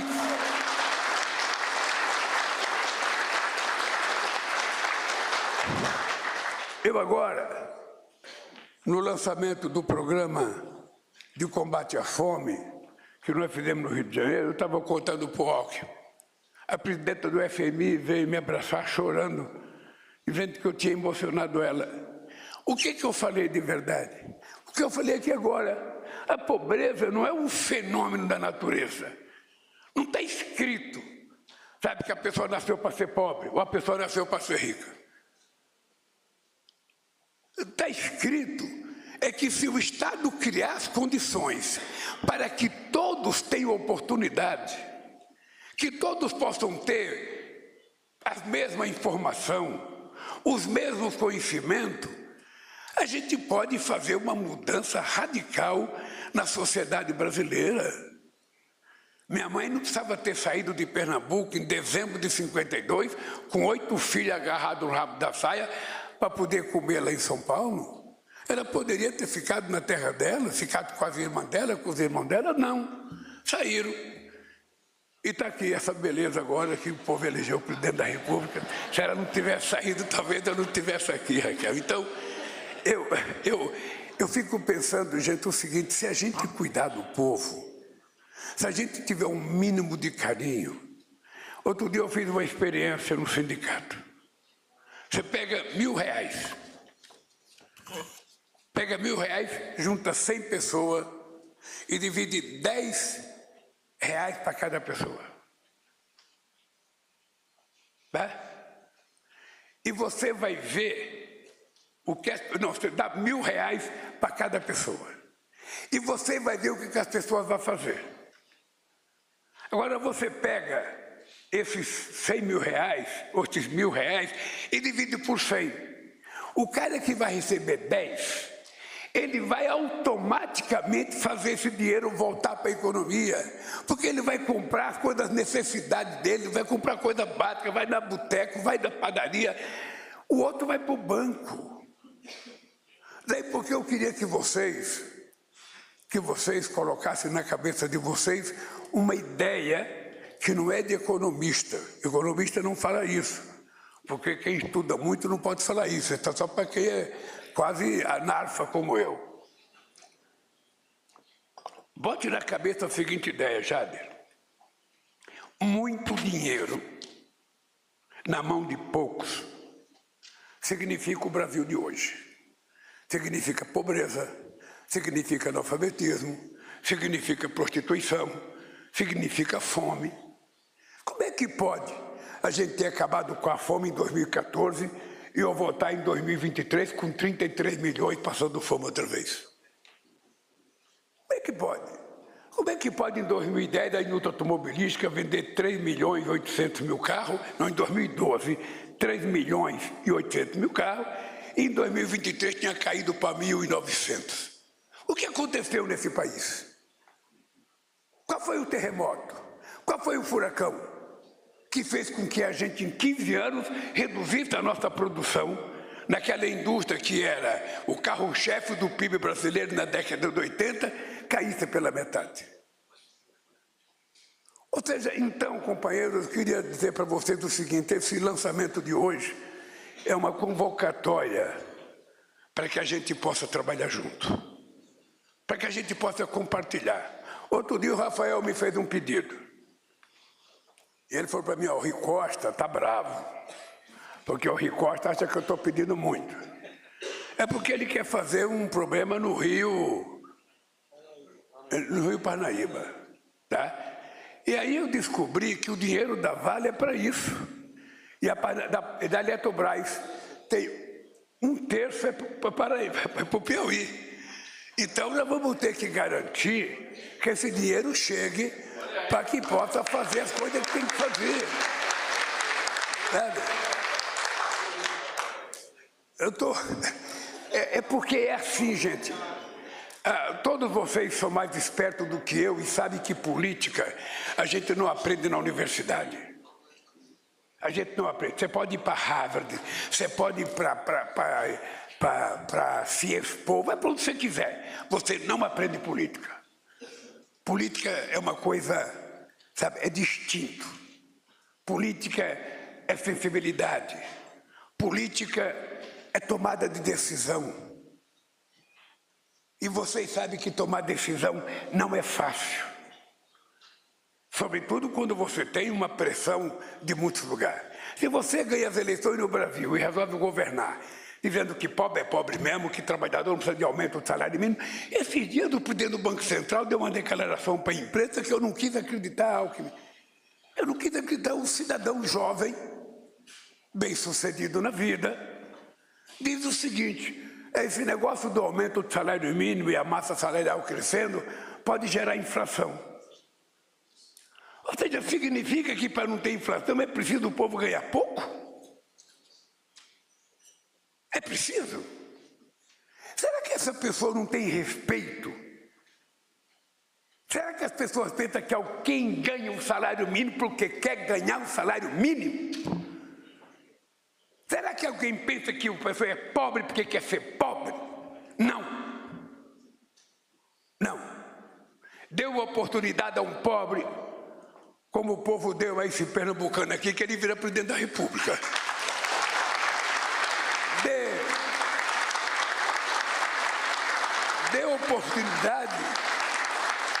Deu oportunidade, eu lembro das Olimpíadas da Matemática, quando nós fizemos, havia uma crença aqui nesse país, Rafael, de que, não, presidente, não vamos fazer Olimpíada da Matemática, porque criança de escola pública não participa. Já foi tentado? Não. Nós tentamos fazer. A primeira inscrição foi 10 milhões de crianças. E eu não esqueço nunca a imagem do menino do Ceará que ganhou a medalha de ouro na matemática. Ele ia para a escola num carrinho de mão, porque ele era tetraplégico. O pai levava ele lá. Olha, se aquele moleque provou que a deficiência dele não impedia de que ele fizesse as coisas, que ele fosse inteligente, o que pode impedir da gente melhorar a vida do povo? É só cada prefeito pensar no orçamento, deixar um pouquinho para o pobre. O governador vai fazer o orçamento, deixa um pouquinho para o pobre. O governo federal vai fazer alguma coisa, deixa um pouquinho para o pobre. Não é nem a grande parte, é um pouco. E no PAC, com parceria, muito importante que vocês aproveitassem para contratar pessoas do local aonde está sendo feita a obra. É muito importante. Porque quando a gente deixar a obra, o cara já está na sua casa, já está com a sua família. Ele não tem que voltar para outro estado ou voltar para outra cidade. Portanto, eu quero dizer que hoje nós estamos completando 1 ano e 7 meses de governo. Eu quero dizer para vocês uma coisa, Jerônimo. Acho que o Brasil nunca teve, na sua história, um presidente otimista como eu. Eu estou convencido, eu não posso nem falar o nome dos prefeitos que eu estou vendo, porque eu não posso falar, se falar, vão caçar os prefeitos. Mas eu estou tão convencido, Jerônimo, que nós recuperamos esse país, e que a economia vai crescer, e que o salário vai crescer, e que a massa salarial vai crescer, e que o emprego vai crescer, e que a inflação vai cair. Eu estou tão convencido disso, que eu digo para a Janja todo dia, eu, pela primeira vez aos 78 anos de idade, eu me considero um cidadão pleno. Eu estou espiritualmente, sabe, de forma extraordinária, pensando como é que a gente vai poder viver feliz nesse país quando a gente provar que a gente vai tirar o Brasil da fome. Em apenas 1 ano e 7 meses, nós tiramos 24 milhões de pessoas da fome. E vamos chegar em 2026 com 0 de fome nesse país. É importante lembrar que nesses 1 ano e 7 meses, nós já criamos 2.700.000 empregos formais. E é pouco, porque os investimentos que estão sendo anunciados ainda não começaram a gerar. Grande parte das obras que nós anunciamos ainda não começaram a brotar. E é isso que interessa ao governante, seja da presidência ou da prefeitura da cidade, é que o povo viva bem, é que o povo, sabe, tenha tranquilidade, é que a família possa cuidar com muita tranquilidade, sabe, dos seus. Todo mundo quer. É isso que a gente está fazendo, companheiros. Eu espero que vocês que são muito jovens e que ainda vão fazer política há muito tempo, porque eu só tenho mais 40 anos, porque eu estou querendo viver 120, eu só tenho mais 40 anos para fazer política, eu queria que vocês não perdessem de vista isso. A única razão que existe para a gente ser político, de enfrentar as adversidades que a gente enfrenta numa campanha, das ofensas que se recebe um candidato de qualquer partido político. Todo político já foi chamado de ladrão, todo político já foi chamado de corrupto, todo político é chamado de ladrão. Ninguém acredita que político é honesto. Então nós temos que fazer jus a todo esse xingamento, primeiro ser honesto, e segundo, utilizar o que nós temos de sabedoria para dar uma chance àqueles que nunca tiveram oportunidade, aqueles que estão precisando de uma chance, aqueles que querem comer 3 vezes por dia, aquele que quer entrar numa escola de qualidade, aquele que quer ver formar o seu filho doutor. Eu fui peão de fábrica. Ninguém é peão porque quer. Ninguém é. Esse aqui resolveu ser advogado, o outro resolveu ser economista, o outro resolveu ser médico, o outro resolveu ser presidente da Caixa Econômica, o outro resolveu ser professor. Mas o peão, ele não escolhe. O cara não escolhe, eu sou peão. Que tipo de peão? Peão. Peão tem qualificação? A gente não tem qualificação. A gente é ajudante. A gente é ajudante, a gente faz o que quiser que a gente faça, catar coisinha no chão. Eu comecei a minha vida trabalhando perto de uma prensa. Os caras cortavam o material, a sobra dos tarugos de ferro que sobrava, eu recolhia. Era minha função durante mais de 6 meses, até eu saber o que era um torno e começar a trabalhar e me formar. O peão quer uma chance. Por isso é que nós resolvemos investir mais em 100 institutos novos. E esses institutos, Rafael, você que é muito esperto, matemático, bicho matemático é mais esperto que economista. Ô, Raquel, você não tem noção da esperteza desse menino. Rapaz, eu não sei como é que alguém fala em inteligência artificial conhecendo o Rafael. Pô, eu quero ele para ser minha inteligência artificial. Ficar perto de mim contando coisa toda hora, sabe, me ensinando a fazer as coisas. Ô, João, você não tem noção, cara. Você não tem noção. Mas o que a gente quer? Esses institutos federais, a gente quer formar as pessoas em coisas que sejam do futuro. Nós temos que ensinar essa meninada a produzir software. Nós temos que levar essa menina para produzir chips. Nós temos que fazer esse menino, sabe, desenvolver essa indústria de inteligência artificial e a gente aprender a fazer uma indústria de dados. No caso do Brasil, a coisa é tão grave que é o seguinte: o governo federal não consegue juntar os dados do governo federal. Não sei se na Bahia é assim, não sei se na Paraíba é assim. Por que você não consegue? Porque os dados da saúde é da saúde, os dados da justiça é da justiça, o dado da fazenda é da fazenda, o dado do minha casa, minha vida é do minha casa, minha vida. Então você nunca vai ter uma inteligência artificial se você não tiver um banco de dados único que você possa fazer os números se cruzarem. E nós vamos começar agora, eu vou participar, presta atenção no que vai acontecer. Vai ter a Conferência Nacional, a Conferência de Ciência e Tecnologia. Eu fiz uma reunião com o Conselho e desafiei há 3 meses atrás o Conselho a apresentar uma proposta de inteligência artificial em português. Não quero nem mandarim nem inglês, eu quero em português. Porque todo mundo fala em inteligência artificial, inteligência artificial, inteligência artificial. Pô, o que é isso? Aí eu fiquei sabendo, porque uma pessoa me explicou. E eu estou que nem o Raoni, se me explica, eu entendo. Então, ou seja, nada mais é do que você juntar todos os dados. Quando você está falando no telefone, você está dando dados para uma empresa que vai pegar aquilo e depois vai vender serviço para você com o teu trabalho. Então, nós vamos ter, o governo vai ter que se apoderar disso. Então, eu vou fazer uma reunião com o Ministério, o Rui Costa, não, essa semana que vem a outra, e nós vamos dizer o seguinte, ó, acabou o silêncio de dados por ministério, por instituição. Uma vez, eu tentei criar um gabinete de inteligência.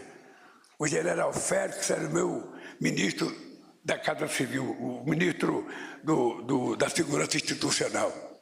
E eu queria montar um escritório que juntasse a Polícia Federal, juntasse o Exército, juntasse a Marinha, juntasse a FAB, e a gente montasse uma inteligência para não acontecer o que aconteceu nas torres dos Estados Unidos. Ou seja, tinha muita polícia, cada um sabia um pedaço, eles não conversavam entre eles, os caras foram lá e explodiram.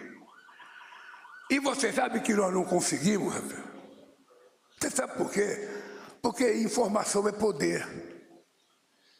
E quem tem, não quer repartir.